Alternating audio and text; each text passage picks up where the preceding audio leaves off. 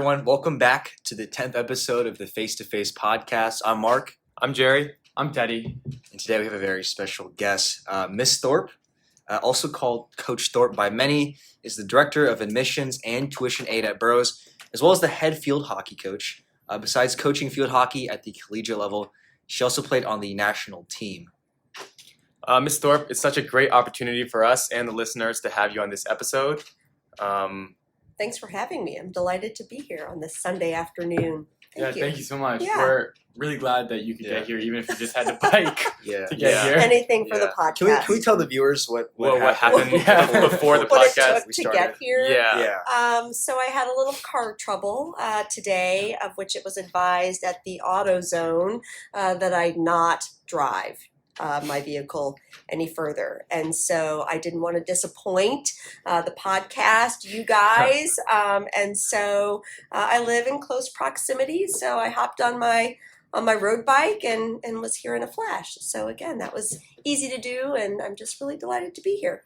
Yeah. I mean, that's commitment. Yeah. Like, shows the podcast must go on. Yeah. Podcast must go on. So we're really glad you got to be here.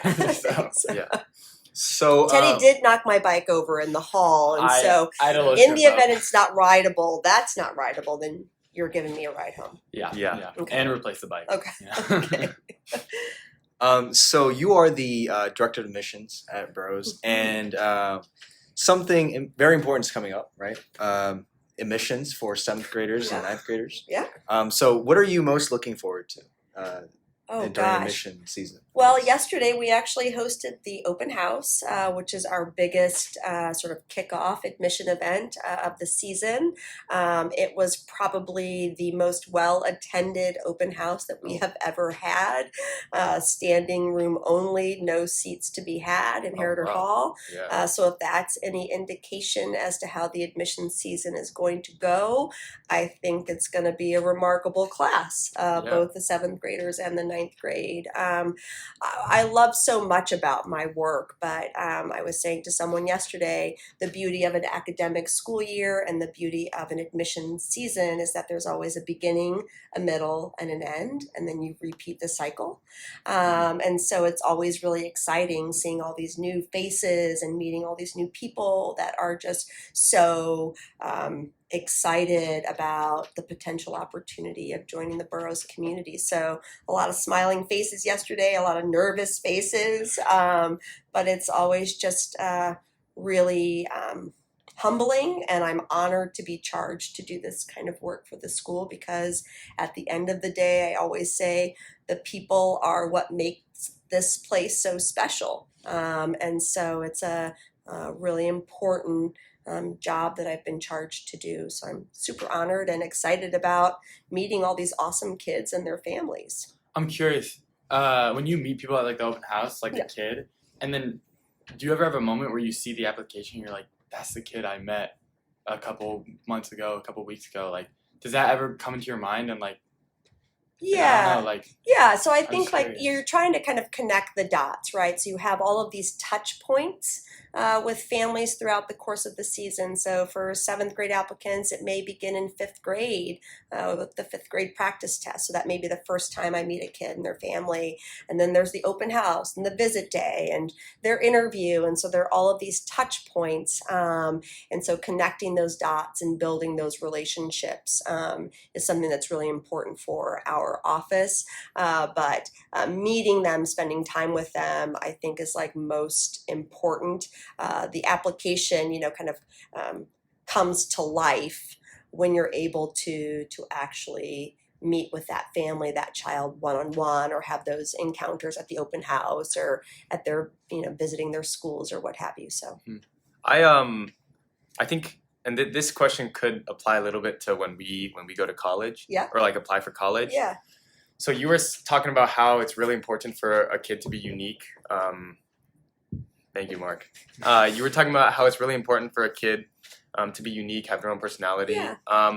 And so with all the factors on like an application, you have the transcript, teachers, recs, the parents, what the parents say, SSAT is obviously, and then the interview, I remember. Yeah. Is there a particular like weight of each of those factors? Like, do you value one higher than the other. Yeah. Because from what I've heard, like interview is really important. So Yeah, we get this question a lot from families. Like, what does my child need to do or be or have on their application to ensure that they like shine bright through the process, right? And unfortunately, there's no formula, there's no recipe. It's just a matter of being authentic, genuine, and so that I think for some families that maybe doesn't always land so well because it's just such a generic kind of response where they're kind of like wanting these tangible things. For me, I do think that the interview is important, just because it really gives us an opportunity to sit down one-on-one and again have that application, those interests, those essays come to life. And so that's a really important part. A lot of families really stress about the SSAT. Is the test like they'll take it a gazillion times, and I'm like, why torture your child? Like once is enough. I remember those times. Yeah, exactly. Yeah. So I always say it's like we're looking at the body of work, so it's not just one moment in time, which is this test, but rather your report cards, what your teachers have to say about you. So I'm looking at the body of work versus, the SSAT, carrying more weight than another piece to the process. So we do look at all of those things. So all that we ask for, we do thoughtfully and intentionally review, read, and consider when trying to put together, a really well-balanced class. I was at the open house, and You did a great job, by the way, Teddy.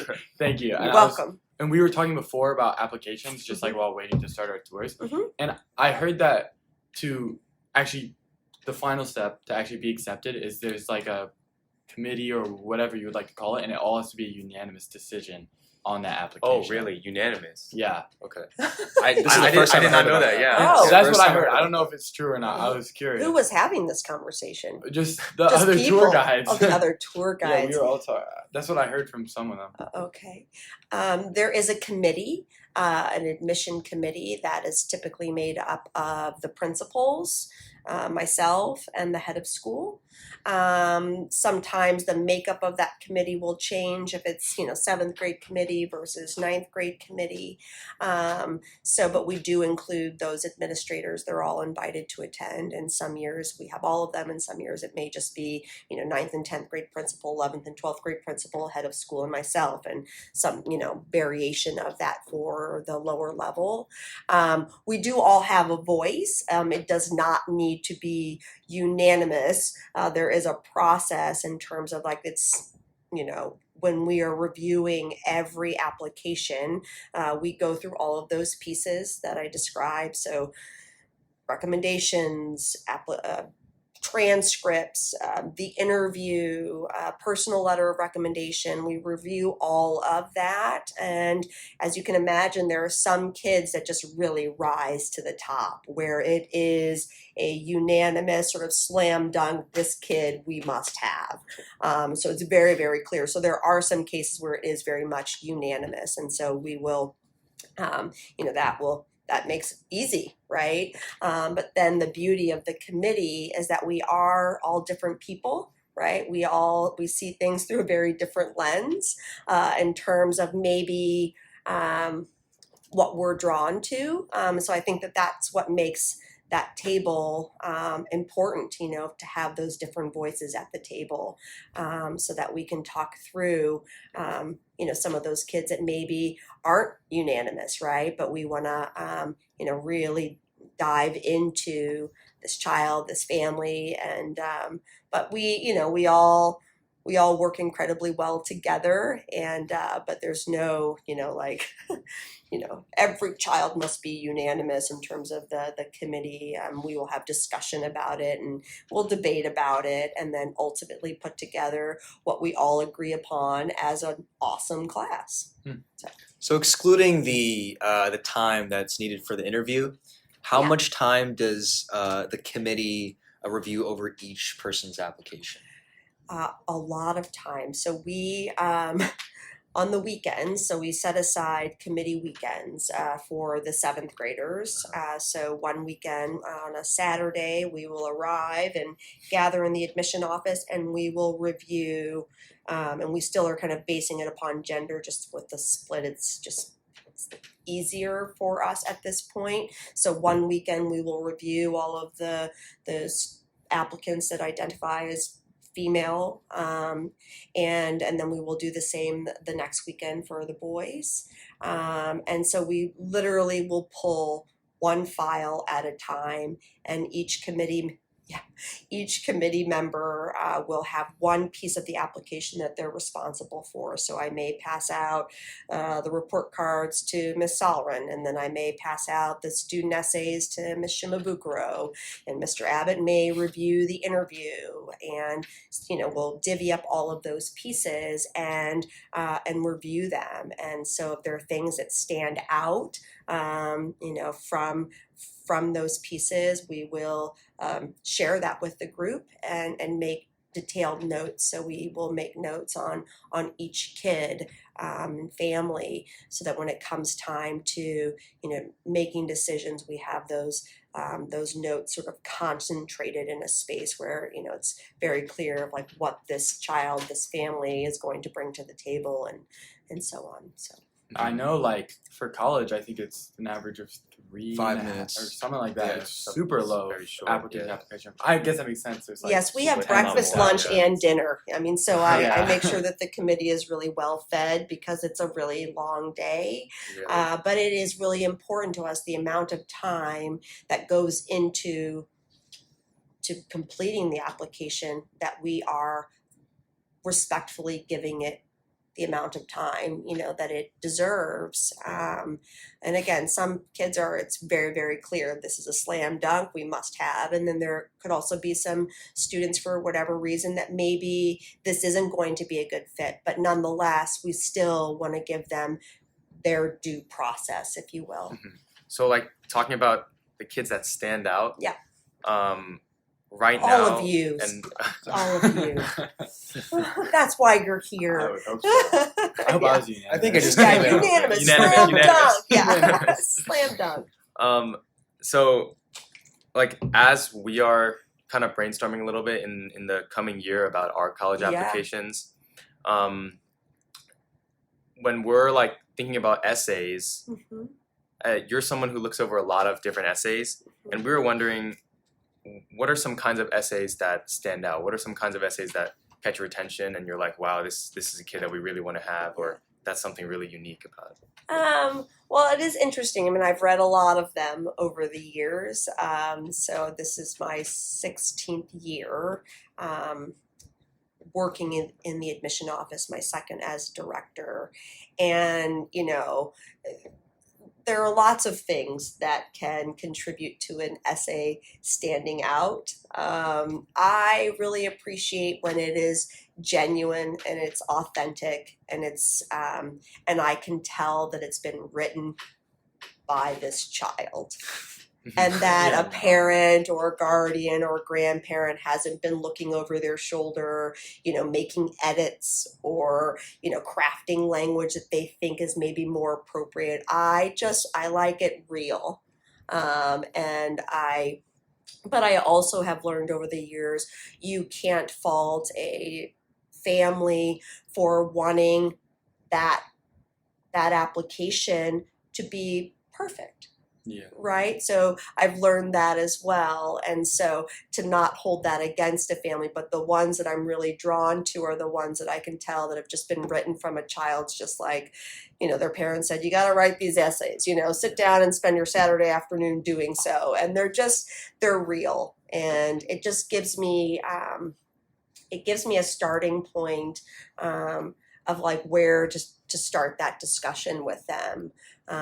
What they're really interested in. I think there's a lot of kids have been writing lately about like sport documentaries, that have really captured their attention. And so like as a sporty person, then that gives me something like right from the get-go to have a conversation with them about. So really it's, we ask for those things and, have families respond to those questions, giving us a starting point for a conversation with the child and with the family, because some kids, as you maybe recall, maybe you were, I don't know, but are really nervous about it, right? Like you're walking into this interview, you're 12 years old, you're 15 years old, and you're like, this is insane, and so we want to be able to have like an icebreaker right away, oh my God, I see that you're really into baking. Let's talk about that, so just the authenticity of it is just so important, and not, having this like laundry list of things that you do, right? The fodder, but rather there's like things that you're genuinely passionate about, that you love to do. Like that's what we want to see. I'm curious, what types of things in an essay makes it real to you? I mean, if like a 7th grader starts using words like superficial or frugal, like I think that could be. I mean, or sometimes when I do read those, I'm like, wow. I mean, and sometimes it all matches up, right? Like, I mean, there are some young people that have just very eloquent with their words, incredible right? vocabularies, right? So you look at their report cards, you look at their tests, and you're like, well, this makes sense, Right. This is going to be a high level conversation. If you think about like Ethan, he like looks at the dictionary every day for a new word to learn, Yeah. That can be a part of his vocabulary. I guess. Yeah. So it just something he's seems interested in. because it feels. I think the interview will also like sort of confirm solidify some, maybe like I wouldn't say accusations, but but like or like get rid of those accusations. Like if you think about like getting a letter from like a like a young sibling or a young cousin, like I got a birthday letter from my little like 5-year-old cousin, and it like it may have not been written with huge dictionary words, but like it's authentic and real, and it's like from their heart, right. You can you can tell that they read it. Yeah. I feel like logically though, like it has to be in the words, right? It's not like, an actual emotional thing. It's something in the words. And like, how can you tell that the parent didn't, supplement the kid writing? You just have to give them the benefit of the doubt. You can't really, right? Yeah. It's extremely hard to do so.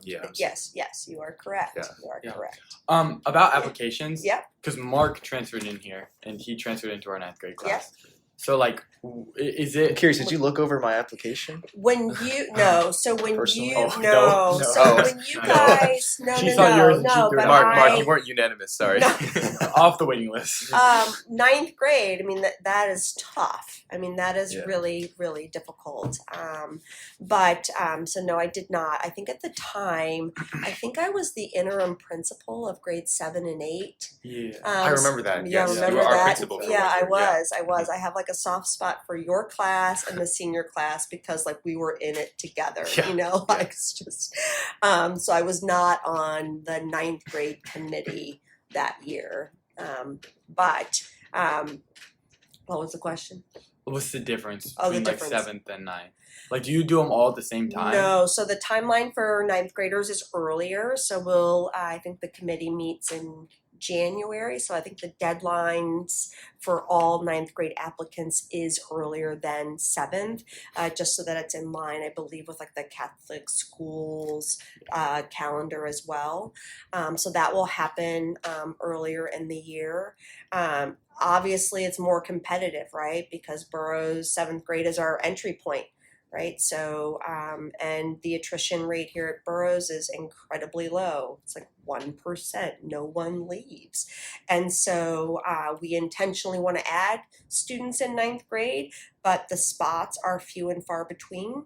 And so I would say on average, as of late, we've had close to 80 to 90 9th graders apply. I remember in my year, we had 110 right. applicants. Yeah. So that was the year right after COVID. Right. Yeah. For 12 to 15 spots. Yeah. And, each year that number does change, just depending upon what our enrollment is doing.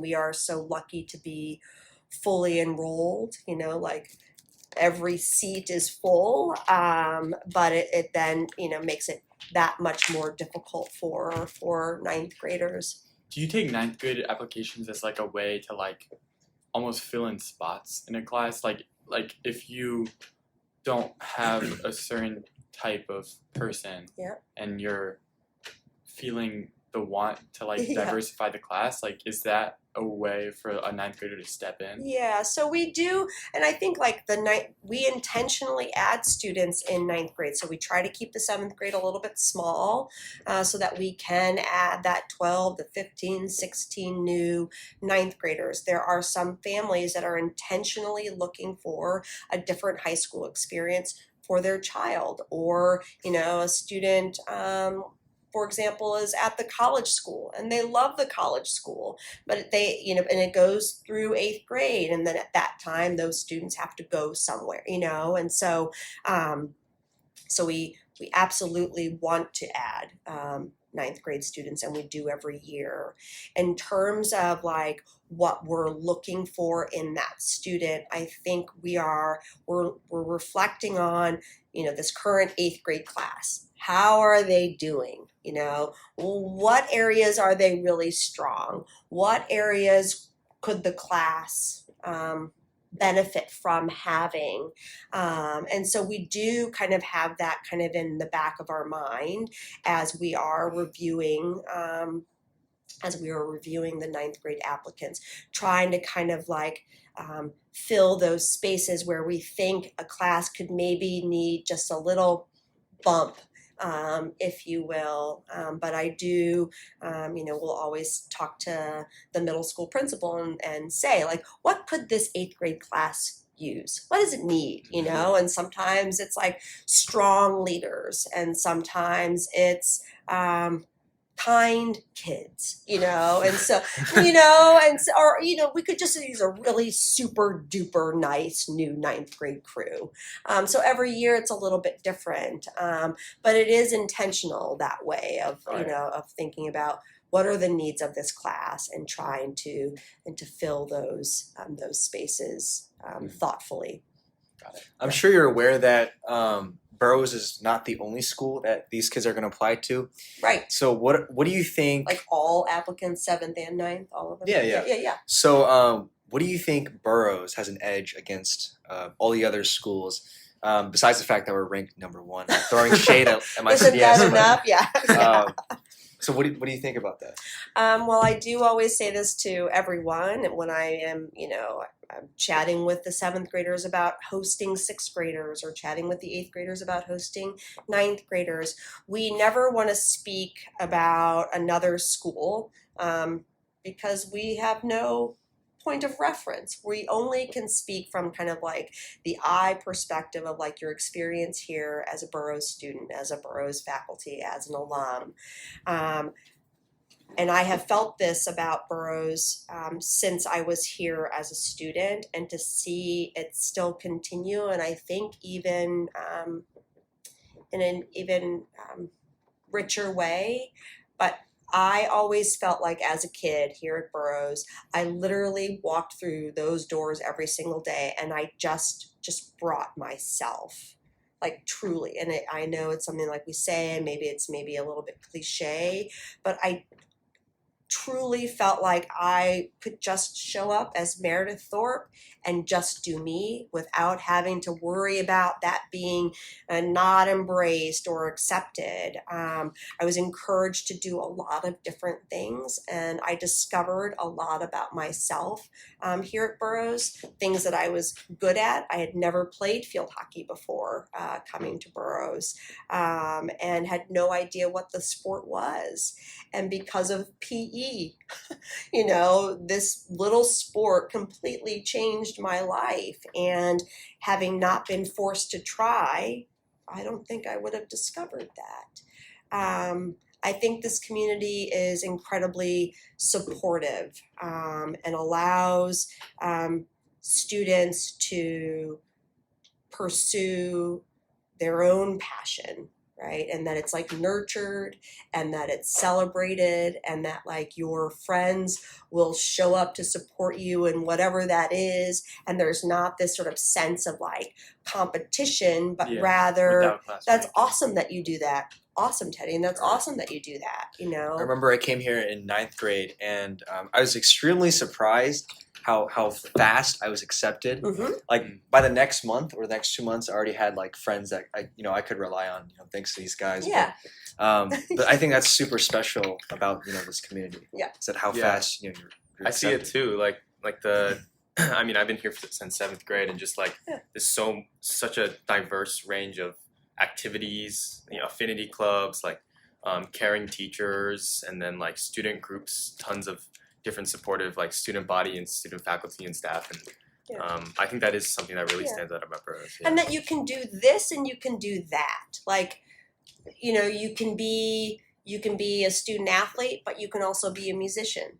You can also be an artist, and all of those. That's awesome. Whereas I feel like it's possible in other environments. It's like you're boxed in over here and labeled as this or that, and that's kind of where you stay. Whereas here, I think you have the space and the ability to sort of ebb and flow in different spaces here, which I think is, I don't know if it's unique, but I think it's quite wonderful. Like I was really into sports here as a student, but I also was really into theater.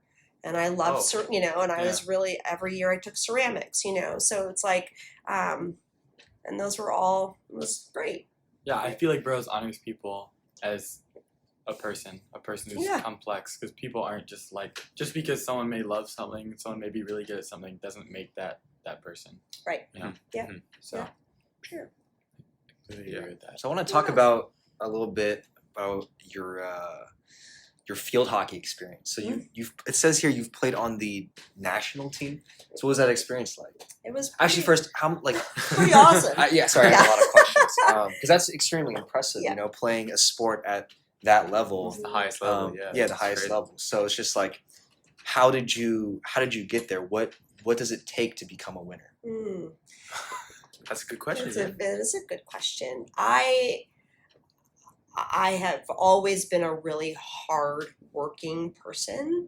I think even to this day, I work. I mean, you bike to school just to do the podcast. So If it was me, I would like just, to honor I would just been commitment like, I would have just. too. These No, kids are I like, know. I'm not going to these kids. No, I'm a person of my podcast. word, and but I've always been a hardworking person. So I think with my work that I'm charged to do here to this day, I'm just wired that way. I think I would describe myself as sort of a self-starter. I practiced and trained a lot on my own. I remember coming up to the field house and my mom would just like drop me off and run errands, and I would like hit against the wall for hours by myself. So, because it was really important to me. What does that look like, training on your own independently for field hockey? It can be lonely, but this was before clubs, like the club sports scene. And, I would always try to motivate some of my pals to to come up to school to play with. But if they weren't available, it wasn't going to stop me from not being able to get, touches in. So, I was surrounded, I have great parents that were incredibly supportive. And I just found something that I really love to do. And so from here, I went off to the University of Virginia, and I played there for 4 years. And during that time was involved in the U.S. system, so U16, U18, U21, and then eventually the senior national team. A lot of, again, work, but it never felt like work to me because it was something that I loved doing so much. Playing a sport at the collegiate level, the Division I level, and the ACC conference is like, it's a full-time job, but like a job that like I can't imagine not having done. Some interesting like things happened along the way, kind of these like sort of serendipitous opportunities that presented themselves that also kind of opened doors for me with my kind of hockey career. So, sometimes just being in the right place at the right time too can help. Yeah. I have a personal question. Sure. Do you wake up early? I do. Very early? I'm a pretty early Right, riser. so that's, I figured because, like, the hardworking thing, and, like, sometimes, like, I try to wake up early to, like, motivate myself and to, like, get work You know done. what's you crazy? wake up And early waking to up is, like, motivate. the hardest thing in all of life, bro. Waking up Jerry, is you know so what's hard. crazy? I literally, yesterday, I was going to be like, I slept at 10 p.m. I was like, Yeah. I set an alarm for 6:35 a.m. Yes, and I told myself I was going to wake up. And then when that alarm turned on, You were done. and then I saw the dark outside. It's still dark outside, The darkness and can be a it's deterrent. warm in my blankets. I just decided to press snooze for the next 2 Yeah. hours. Yeah. So. Yeah. You just click it over and over. Like, and Yeah. over. do you have any advice for keeping that discipline? Because I know, I think one common thread that so many successful athletes and, like, winners have all said is, Also, You have to- business people just yeah, waking up early. like, you have to love the thing that you do, right? But, Mhm. like, when it comes, like, I love sleeping. Like, in that More. moment, Yeah, I love yeah. sleeping I mean, more. you also go to bed late. So That if is you go to bed problematic, late, right. then Okay, you that- can't wake up early. Yeah, This is so- what I tell you when you say I gotta wake up early. You're telling me that at like midnight. Like you're not gonna wake up Yes, early. You that's, get 5 hours of sleep. that's not going to work, Jerry. No, Yeah. I think the rhythms and routines. Like I am a very routine, sort of regimented person. I do go to bed early. Okay. So when and do you it- go to bed? I'm usually. I could be in bed by 9:30. Oh, Oh, wow. 9:30, 10 o'clock at the latest. At the latest, At the wow. latest. And I do have a dog. His name is Fitz, and he's lovely. He too is very routine oriented, so he sort of operates as the alarm clock in the morning. He usually will walk in around 5:45, 5:30, like that window, and I may shoo him off, just like it's still early, bud. Like just give me a minute or two, and so he'll let me snooze for 5 minutes, and then he comes back in. His tail is wagging, and his I feel his nose kind of breathing on me. So so we have our rhythms, our routines, but the Yeah. sleep is key. I try to eat really well. I map out my week.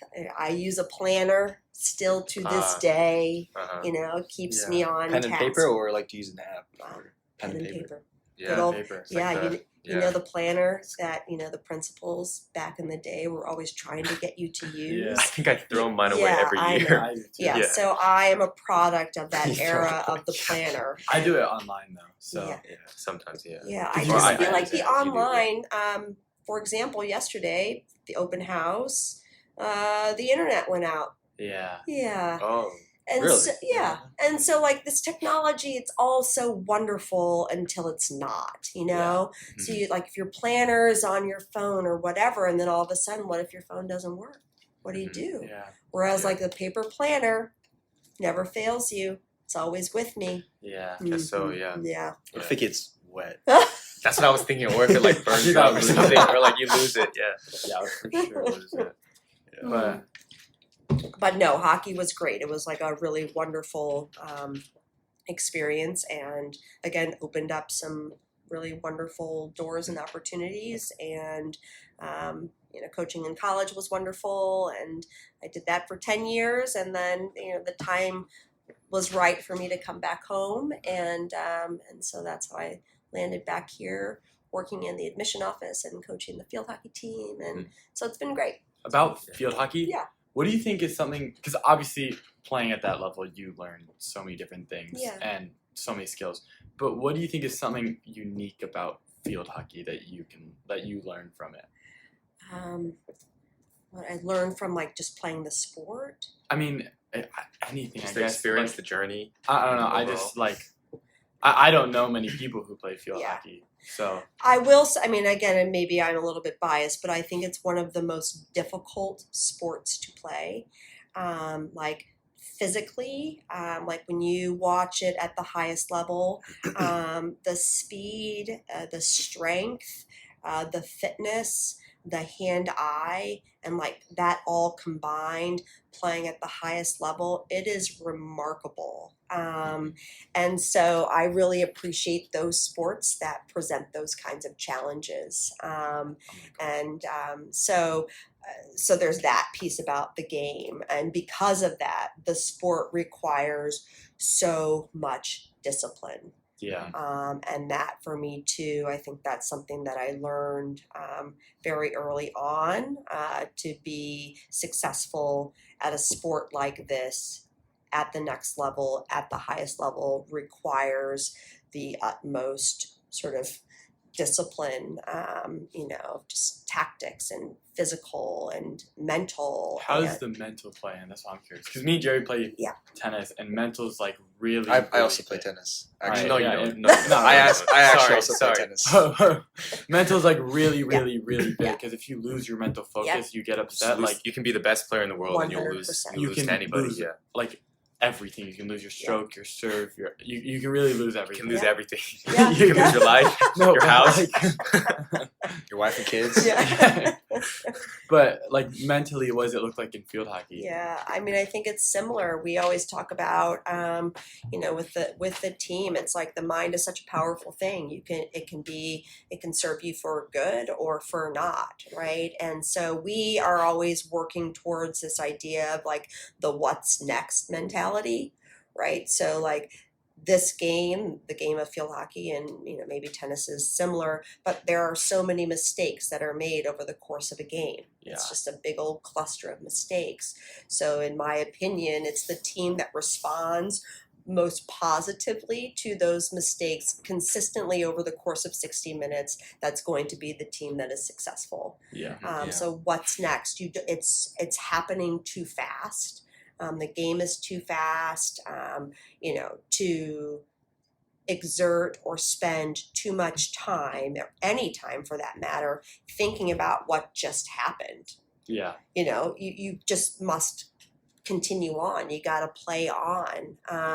We talk a lot about like devising strategy too. So like if we say like your thoughts are your thoughts, right? So let's say a mistake is made and you are, you're starting to feel yourself sort of go inward, right? That there's some sort of word or some sort of action or gesture that helps to redirect you to get you back to like the present moment, the now. But it's hard. It's really difficult to do. Could be in conditioning too, right? Like your mind is saying, abort, like get out of this. This is uncomfortable. I don't want to do this, right? So like how we frame things in our minds, I think can really impact our ability to perform. Yeah. So it's hard. It's really difficult, and it's something as a coach I am always trying to I wish, and it's always a goal of mine, that like I could carve out more time with the team to work on this area. But it's like as a coach, you're like, we got all this stuff we got to get done in a short amount of time. I got 2 hours today, so it's like, oh, what do we do? So it is always something that I'm thinking about trying to fold into our training more regularly than we do. The mind is a powerful thing. So when I was applying, I remember that part of the process is parents. So the parents get an interview, and they also have like some questions. I don't know if they're essays, but some kind of application that they also have to fill out. Yes. And I'm curious, how do you think the parents can best help their kids with those things that they need to fill out and complete? How can the parents best support their children when they are when the child is filling out or writing when the parents have to fill out their side of the application, how can they best make their child stand out? Or I see what you're saying. Yeah. Again, we want everything to line up. Okay. And so like that's why there are all of these various pieces to the process, so that we are like We are really developing this true understanding of this child and of this family. So, it would be ideal that what a teacher recommendation in terms of the things that they're highlighting as great strengths of an applicant, of a child, and maybe their areas of growth, maybe lines up also with a personal recommendation from a coach or a troop leader. So we're trying to piece this together so that there's consistency in the information that's being shared with us. So the same would be true with like the parents, like as they're, we want them to be honest. So, there are some boxes, that parents are asked to check, this sort of like almost like a sliding scale of, certain areas, and then the parents will check these boxes. And, of course, I think most parents are inclined to check like she's perfect. She's just perfect. Whereas we would more appreciate honesty. And if perfect is, if she, he, they are perfect, then check that box. But we don't want there to be surprises. At the end of the day, we want to have young people here at Burroughs that we know will be happy here, that will thrive here at Burroughs. And so all that we ask for, we're diving deeply into to make our best educated guess that we believe that your child will be happy and will thrive in this environment. Because as you know, as living the experience, this place isn't for everyone. It's not the best fit for everyone. And so we're trying to do our diligence such that we're inviting young people that we believe strongly will be happy. Because at the end of the day, you want to be happy, don't you? Yeah. So it's like consistency and then honesty on an application. And I guess with honesty will come consistency, because if you're honest, then you're always consistent. Right, exactly. And I say all of this because there are some instances where that doesn't happen. And I don't want to, blindsided maybe is not the right word, but, we're under the impression, let's say that, Meredith is this, and then when Meredith arrives, all of these things, sort of come to the surface, and you're like, well, gosh, had we known, so it's really important, just because, again, we're trying to do right by children. So no surprises. That's what we're aiming for. No surprises on day one. Yeah. All right. I think that's a good ending thought. Yeah. Okay. Agree. All right. Thank you so much for biking 5 miles to get here to talk to us. Again, 5 miles on a bike is not a lot, you guys. You could do it. Do you know how to bike? Yes, I know how to bike. Do you know how to bike? You don't know how to bike? No, I know. Okay, I know how to bike, but I haven't biked that much. And the last time I biked was probably like multiple years ago. St. Louis could be. Did you not write your English essay about biking last year? No, that wasn't last year. It was during COVID. During COVID, because we had more time. So we have like a trail next to my house, and I biked there like every other afternoon. So how'd you forget in like 3 years? No, because I haven't heard the phrase. It's like I haven't biked in a long. I haven't biked since COVID. The phrase is literally like riding a bike. Forget how to ride a bike. Okay, well I haven't tried in a while, so we'll have to. We'll check. St. Louis is not the. I wish that it was more biker friendly. Yeah, Clayton is pretty biker friendly. Yeah, Just people. You're flying down Clayton Road and everyone's blowing their horn, and you're like, oh, yeah, bikers upset me when I'm driving. Yeah, when I'm driving, I don't like the bikers. See? Well, because you have to go around them, and there could be a car from the other lane. True. No, it's not even having to go around them. It's the fact that You just have to run over them, right? Like, oh god, whoa. No, it's the fact that if you're behind them and they fall over, Like that's what I'm scared of. Like, Oh, what if they hit a yeah. pebble and they fall Right. over? Then That's true. That's on you. So in dude. other that's on me. Yeah, then it's your fault. That's on- what do you mean it's on me? No, if No. if the pebble If I feel the like pebble we're makes going the biker downhill. fall and you over run in the over the car, biker? and then you run over the biker, it's technically your fault. Technically, it's the bro. driver's fault. Yeah, a pebble just ruined They your shouldn't be on the road. Oh, now. Yeah.